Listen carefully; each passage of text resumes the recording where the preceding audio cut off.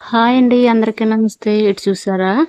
మన ఇంటి దగ్గర ప్రహరీ పక్కనండి మనకి బొబ్బాయి చెట్టు అయితే ఎంత మంచిగా కాసిందో చూడండి.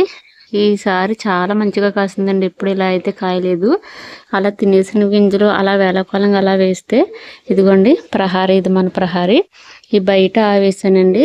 ఇక్కడైతే చూడండి, మరి ద్రాక్ష పళ్ళు గుత్తులాగా చాలా మంచిగా అయితే వచ్చినాయి కదా.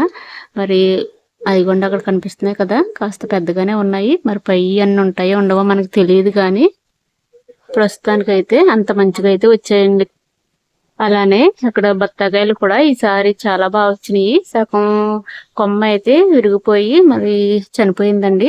ఇలాగే మన టెర్రస్ పైన అదిగోండి మొలగ చెట్టు అక్కడ కనిపిస్తుందా పైన అన్నమాట. చూపిస్తున్నాను, అంటే ఇది వేరే వాళ్ళ చెట్టు అనుకుంటారేమో అనేసి చూపిస్తున్నాడు. ఇది మందేనండి.